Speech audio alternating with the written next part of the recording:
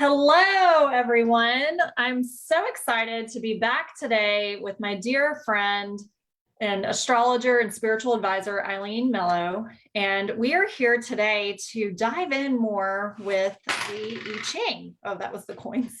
If you caught us last week on Wisdom Wednesday, we talked about astrology, and then we brought in the I Ching, and I've talked about the I Ching some on my channel, and Eileen talks about it in her work. And so today we thought it would be really great to just dive in and give you kind of a basic understanding of the I Ching and how it can serve to support you in your life. And so if you're new to this, or if maybe you've taken a course on oracle cards or tarot cards, those are all different forms of connecting with, I like to say, it's like connecting with the oracle within, and understanding, like you always hear that everything you need to know is within you already, and it is.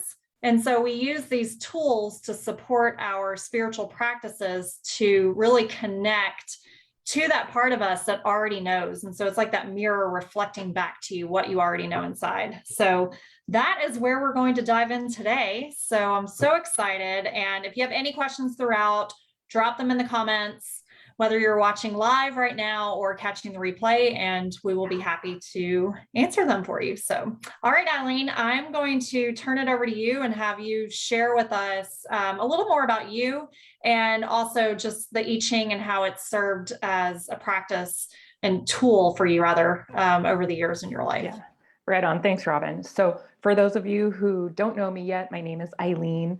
And I call myself the Mello Astrologer because my last name is Mello. And I am a professional astrologer. I have been practicing astrology professionally for several years now. And I was introduced to astrology when I was a tween because my mom is an astrologer. So I'm a second generation astrologer. And when I was about 29 years old, I went through what I call the equivalent of a divorce. I had been in a 9-year relationship that ended. And it was an extremely difficult, emotionally challenging transition for me. And I had anxiety, depression, you name it. I was a complete shit show. And my mother at that time, who has always been my greatest source of spiritual wisdom, gifted me the I Ching. This is my copy.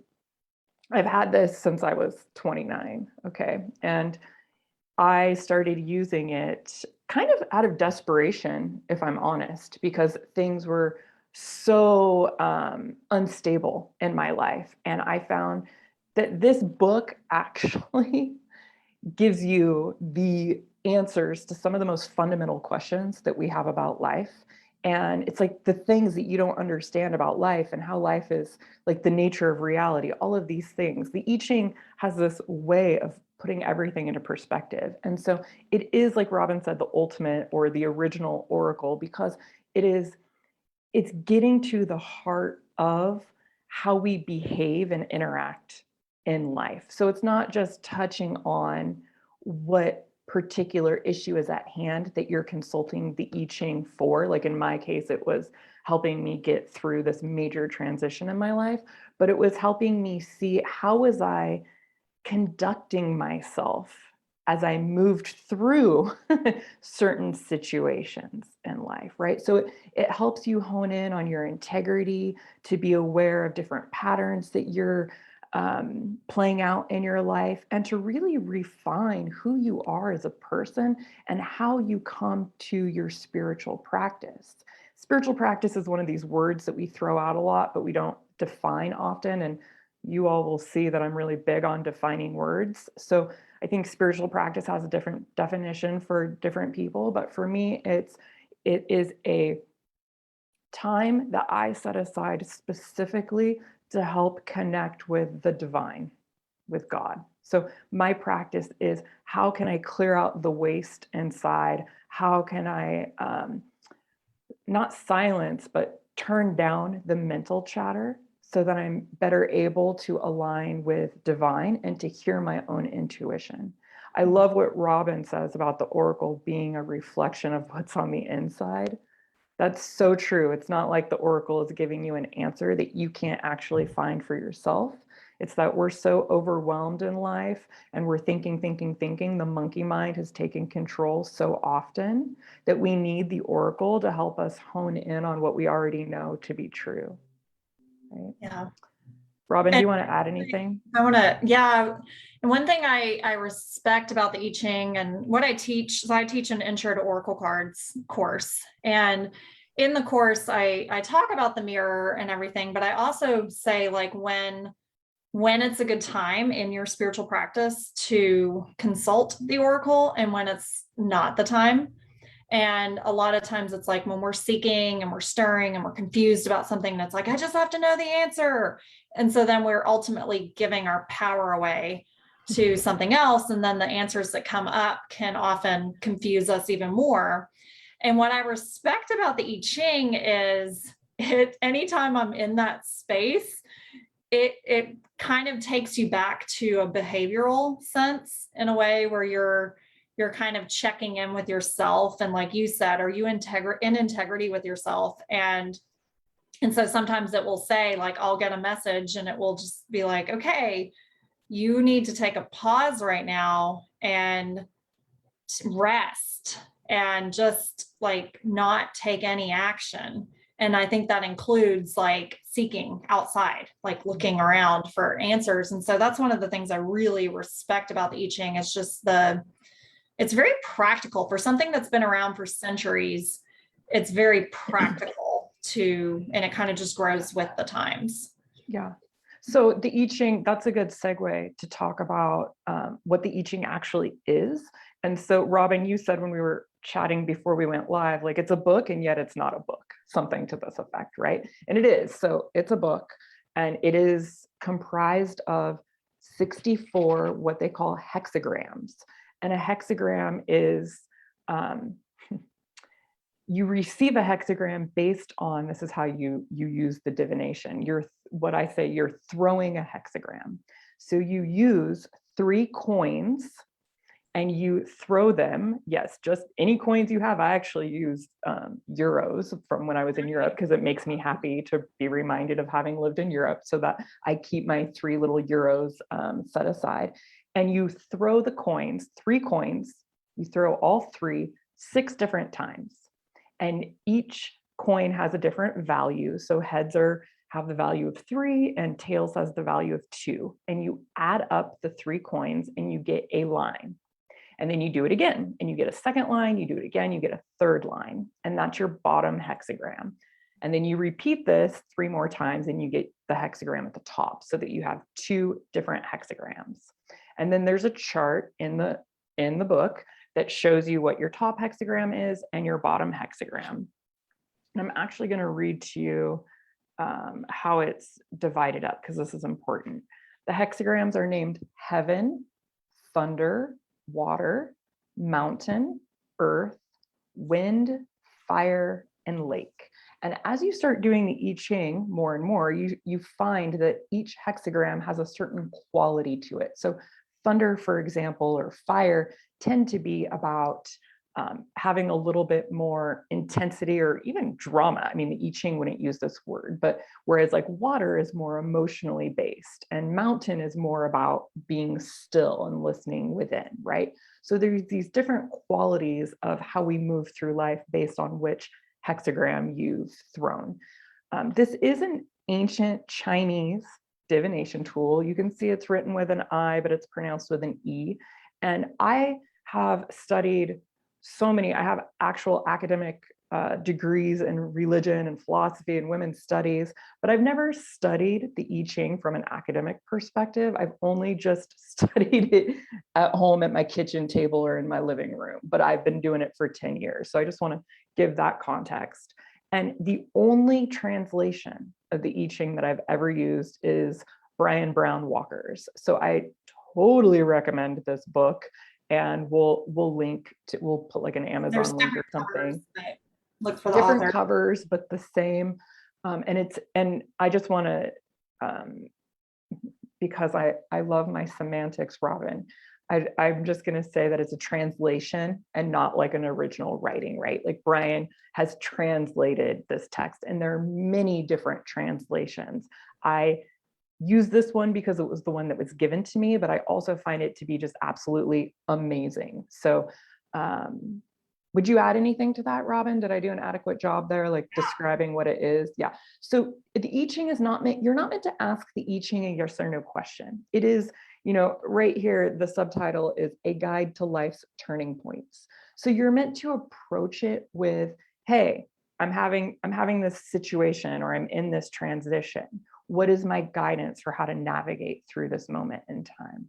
Okay, so it's not a, should I break up with my boyfriend or should I take that job? It's more like, if I decide to stay in this relationship, what can I expect? Or how should I conduct myself to make this relationship more meaningful, right? Or if I take this job, what can I expect my experience to be? These types of questions. So Robin, you're going to actually kind of like demonstrate for us the throw. We're not going to show her throwing the coins because we all know what it looks like to throw 3 coins, but she's going to use the whiteboard here to calculate the coins and show you how you actually create the hexagrams. Yeah. So, okay, I think it looks like we have our whiteboard live, so people can see that. Okay, awesome. So we will, we're going to throw a hexagram, and we'll do it based on a question that you have, Eileen. And then you can also like listen to Eileen's question and how she phrases it. And then I invite you, if you're watching live or catching the replay, to just drop a question in and just practice like phrasing the questions. And I teach this in my course too, is how to ask questions in the appropriate way so that you're getting an answer that's actually supportive for you and not leading you into that confusion that I talked about before. So, so this is a great, so listen to Eileen and how she phrases her question. And then we're going to throw the hexagram and I'm going to draw it onto the screen. And then Eileen's going to kind of talk us through it. And then she'll actually go through in the book and find which guidance. Find the hexagram. Find the hexagram. Yeah. Yeah. Okay. So my query is essentially something to the effect of, I was offered and I'm receiving an opportunity, or I've been offered an opportunity. And if I accept it, what can I expect my experience to be like? Okay, so it's kind of vague, but it's also specific. Like, I want to know if I accept this opportunity, what can I expect? All right.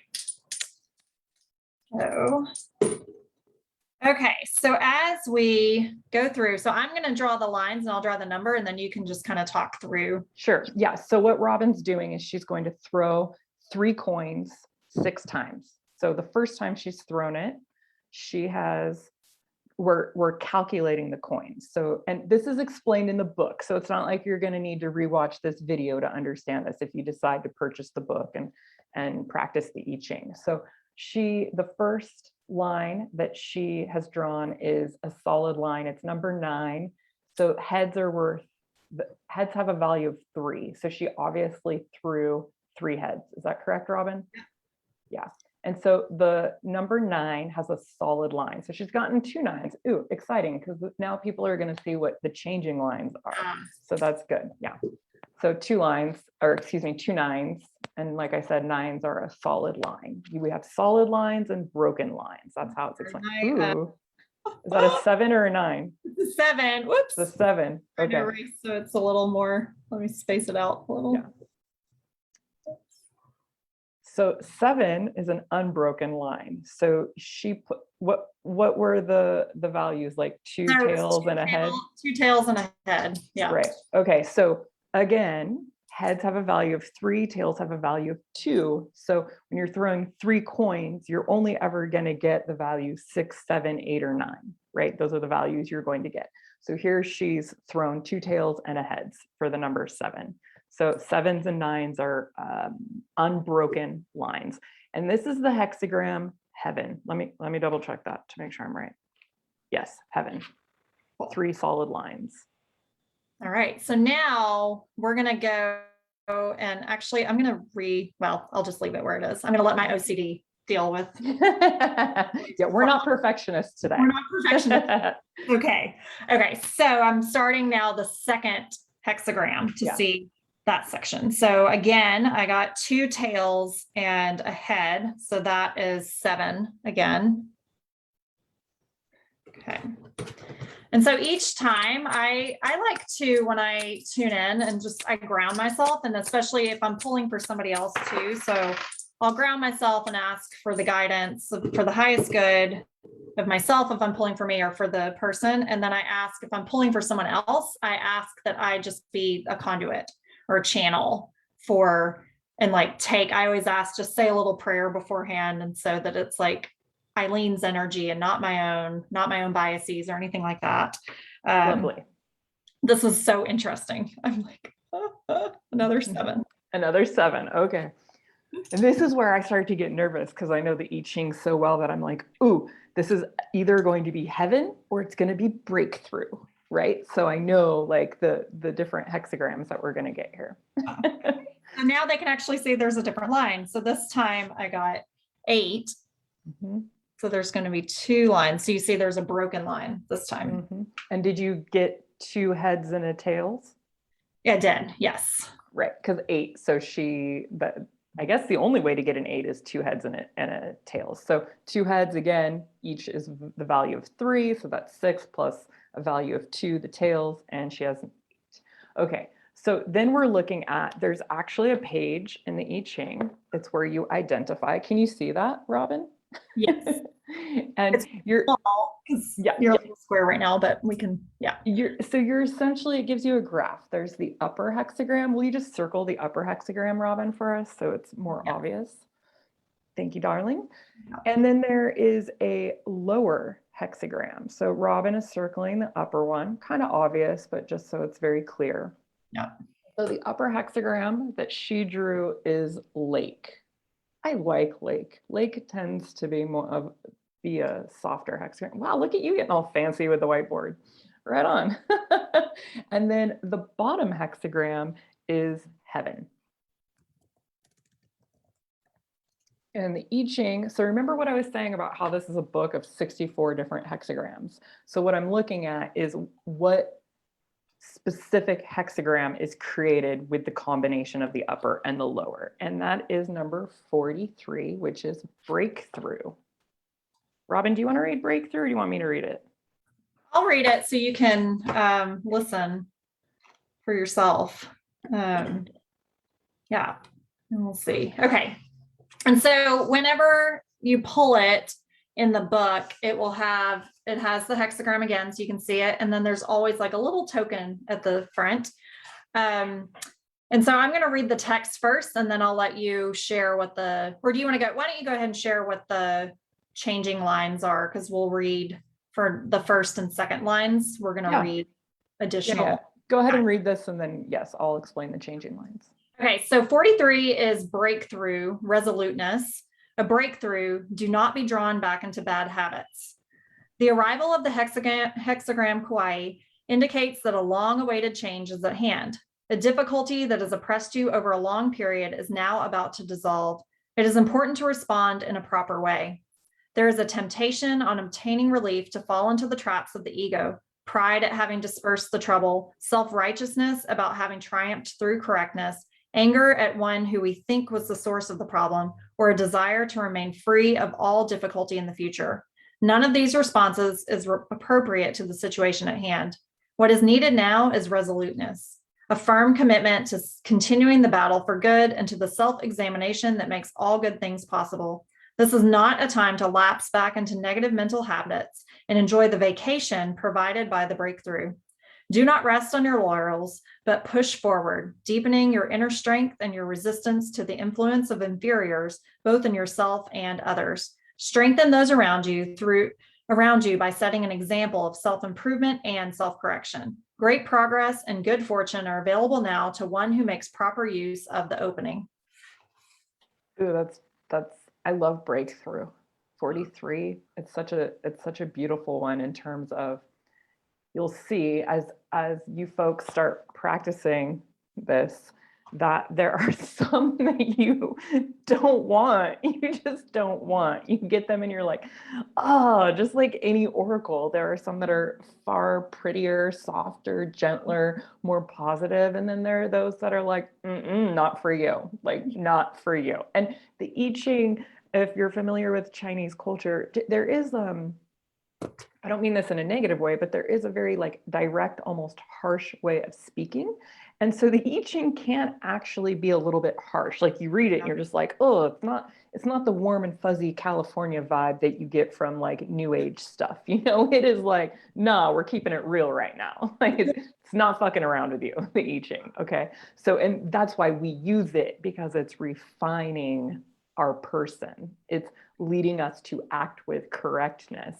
So 43 is this lovely, like, yeah, things are looking good. You have somehow, like, I think it even uses the word triumph, right? Like there is an opening. Like, so this is, so just generally, I'm like, ooh, okay, so this would be a positive experience for me. That's how I'm reading this, right? Yeah. But it has the very poignant reminder just in the subtitle, a breakthrough. Who doesn't want a breakthrough? We all want a breakthrough. Do not be drawn back into bad habits. So it's like things are looking good, but slow your roll. Like, don't go running full steam ahead. You are obtaining a breakthrough because of your adherence to proper principles. Yeah. Right. So it's only by maintaining your adherence to proper principles. I think it says, serving as an example. Strengthen those around you by setting an example of self-improvement and self-correction.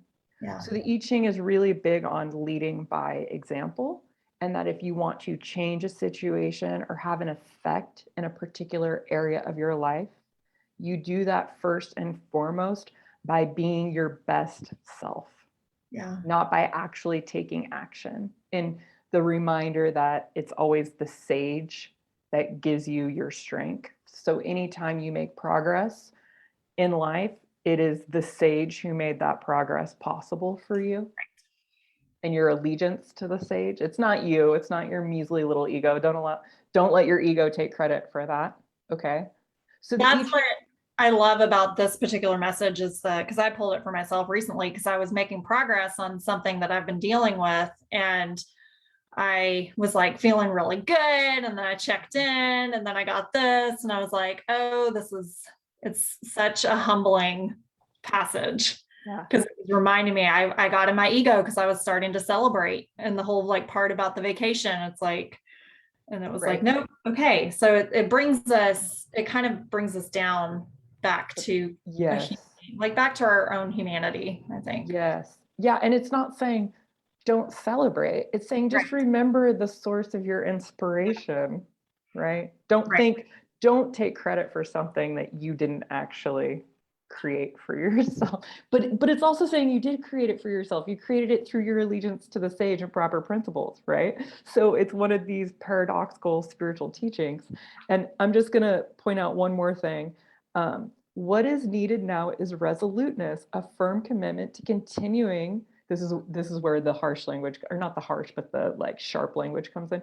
Continuing the battle for good and to the self-examination that makes all good things possible. So it's saying, yeah, this is, you need to maintain that commitment to your integrity. So even though you see a breakthrough from proper conduct, now is absolutely not the time to discontinue the behaviors that got you to where you are now, which is what Robin was saying, right? That's exactly what you just said about, it's so easy. It's so easy for us when we're going through a good period in our lives to become arrogant or judgmental, or even just to have like a little bit of a superior self-righteous attitude, or like just be very self-congratulatory, right? When in reality, like, yes, it's important to celebrate your victories and your successes, but if we take it too far, then we can backtrack, you know, and then it destabilizes us too, I think, when we do that, because it's like the I Ching talks about this in other hexagrams.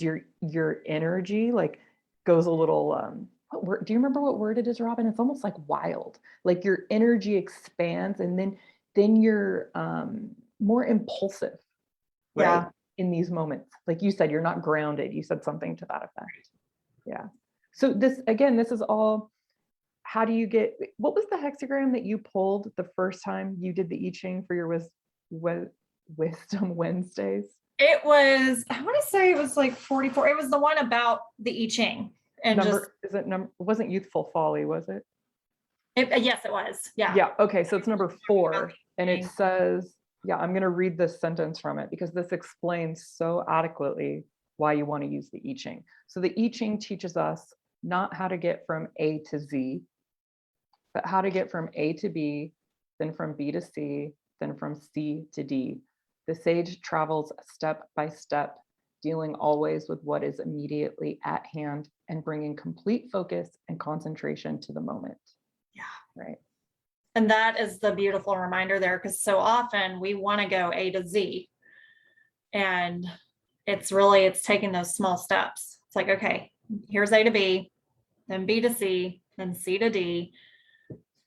And that's what we need on the spiritual path, right? Yeah. Like we actually need assistance. Like, what does it mean to stand in integrity? What does it mean to stay grounded in a moment of success when my energy is all, like intoxicated by my success, right? How do I behave in those moments? If I'm afraid, like a lot of, especially women, we have this, there are a lot of people in the spiritual community who have a negative view of money, right? Right. And we associate money with, like, I don't know, evil and all of these other words that come to mind, right? And I think a lot of people can understand what I'm appreciate what I'm saying, even though I'm not saying it so eloquently. And so the I Ching is a perfect example of helping us move through shifting perspectives about these different views that we hold, and like how can we actually, because it's easy to talk about, well, just shift your perspective or have a positive mindset. It's like, that's all fine and good, but how do I actually do that? What does that actually mean in my life, right? So the I Ching sincerely demonstrates to us, or tells us how to do it, if we take the time to reflect on these hexagrams, journal about it, and actually really move through life with the words of the I Ching in our minds and hearts. Okay. Right. So just bringing more conscious awareness to how we're moving through life, and the nature of our thoughts and our actions, and where our thoughts and our actions are aligned, etc. So I'm not going to keep going on that point. That's a beautiful segue for the changing lines. And so reading. So as Eileen said earlier, that if you throw a 6 or a 9, then there is further guidance for you on the first message. Yeah, so the I Ching has what we call changing lines, and there are 6 potential changing lines for each hexagram. So in fact, when you read a hexagram, you also read the first of the 6 lines of the changing lines. We didn't do that because it would have been confusing, but you read the hexagram and then you read the first changing line. It's, like Robin said, additional guidance. But in this instance, so anytime you throw a 6 or a 9, it's considered a changing line. So Robin's going to draw out what that actually means, what we do with a changing line. And a changing line is one that goes from either a solid or a broken line. Like, it's too bad that 8 isn't a 6. And in fact, you know what, Robin, let's pretend that 8 is a 6 just for this purpose, because I think it'll be helpful for people. So 6s and 9s are changing lines. So, ooh, nice color change, Robin. Yeah, you're gonna have whiteboard duty all the time. So I'm gonna make that a 6 just for the example. Just for the example. So then it's gonna be, and then this will be changed to a solid. Mm-hmm. Okay, so, ooh. All right, so we have heaven. That first one is heaven now, has changed. Lake has changed to heaven. And I'll let you write that, Robin. Yeah. And then the bottom one, heaven, has now changed to mountain. So let me look that up. I'm glad this is not actually, I'm glad this is not your actual. This isn't my actual answer. So we have a number, it changed. So now we have a second hexagram, which is number 33, which is retreat. Do you think we need to read this? I don't think we need to read this. Yeah. It's more just to demonstrate, right? So in this instance, I would have, and I do actually have, 2 hexagrams that I'm reading in full. So what we will demonstrate here is that, remember, the original hexagram was number 43, breakthrough, which Robin has written there. And so then we look at the changing lines. And so the changing lines are number 1, number 2, and number 6. So the lines, you count the lines from the bottom to the top. So that first 9 is line 1, and that changed. The second line, number 9, also changes. So that's line 2. And then, 3 doesn't change, 4 doesn't change, 5 doesn't change, but 6 we're pretending changed. The 6th line changed. So then I would go back to hexagram 43. And Robin, I'll let you read the changing lines just so they get a sense of what a changing line is. Yeah. So 43, the first line, because we, like Eileen said, we start from the bottom. So it's the first line and the second line. Resistance is still present. Go forward only as far as you can travel in a spirit of calm and equanimity.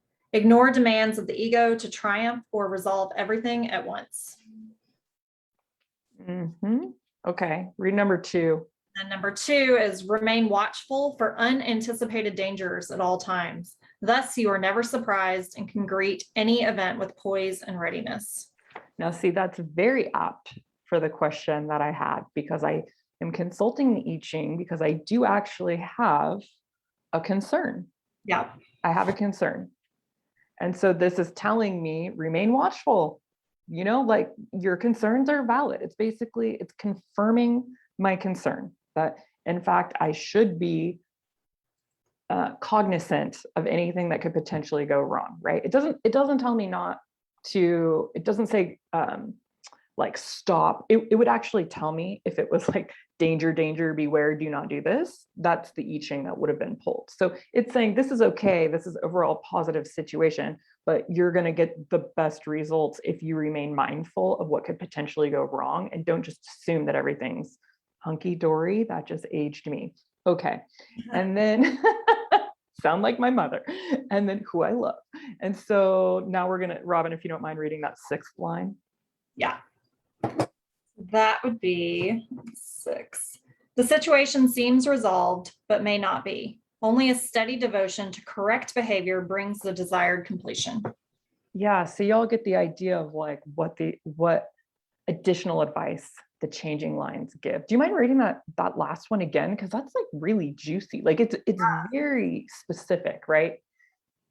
The situation seems resolved, but may not be. Only a steady devotion to correct behavior brings the desired completion.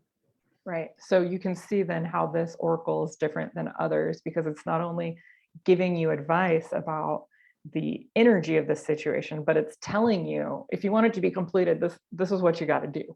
So this is why I love the I Ching, because it is different from any other oracle I have ever used. Maybe there's another one that exists like this that I don't know about. If you know about it, let me know.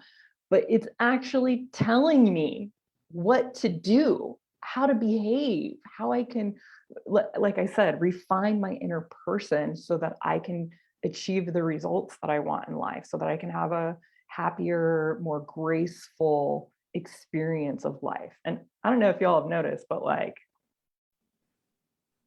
reality is crazy right now. So this insanely incredible book helps keep me grounded on a regular basis. Yeah. So Robin, is there anybody in the comments who has like a query that we want to throw for them? Do we have time for that? How are you feeling? Yeah, I'm good.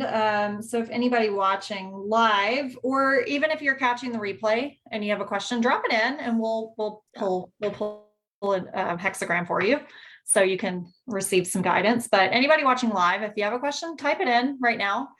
And if not, no pressure. But this just gives you like a really beautiful overview of how to utilize this as a tool. Yeah. And for those of you who are curious about purchasing it, you can get this book on Amazon.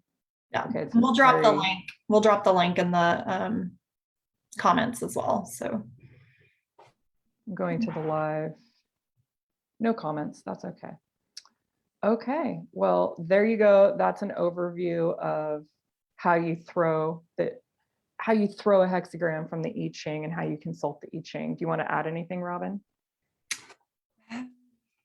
I think that was a really great overview, and then just ask your questions. So yeah, if you're catching the replay, then just drop your questions in, because we would love to support you in this. And I invite you to just try it, like get a copy, and so that you can try it on, because Eileen gifted this to me earlier in the year, and I've been consulting with my oracle cards for several years now, and it just kind of, I feel like it's enhancing my own practice, and it's really supported me in maintaining, well, I would say still learning to maintain, but coming to a level of equanimity and that mental calmness, because there's so much noise that happens in our head, and how often do you feed that noise? Right. And give attention to it rather than just having awareness of it. Right. And so the I Ching just constantly grounds you and brings you back to that, and reminds you, like, okay, those are thoughts. Those are just thoughts. Now let's bring it back to equanimity and have that. And I think it just teaches you how to go out in life that way too, and be with others around that. Yeah, that was really beautifully stated, Robin. And I mentioned this in the Wisdom Wednesday. Why can I not say that? But I didn't say it yet today. And that is the I Ching has single-handedly catapulted my spiritual practice. It is almost, I would say, in addition to studying with my actual spiritual teacher, Adyashanti, this has been the most pivotal exercise that I have done for my spiritual practice. And it is amazing. I've told Robin how there are hexagrams that I thought I knew inside and out, and then I would have a shift, and I would get that hexagram again after a shift and realize this is even deeper than I thought it was. I did understand, but now I understand it even better, right? And it's just incredible. It seems to be like an unceasing source of wisdom. And it is so, like, it actually, I don't know who originally wrote this thing. I don't know if anybody does, because it doesn't say it on the book, but it really feels channeled. It feels as though you are actually interacting with a divine source of wisdom, that you are loved and cared for. Even when you're getting a hexagram that you don't want, it's just like,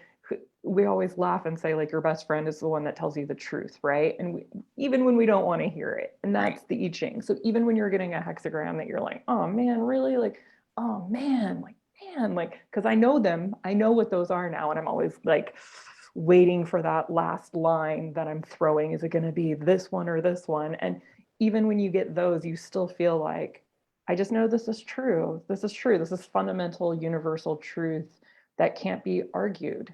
It is those core essential truths that we're all searching for to enhance our lives, right? Because it's such a confusing time. So if you want to strengthen your connection to divine, if you don't yet have a spiritual practice and you're looking like, how do I even start a spiritual practice? What does this mean for me?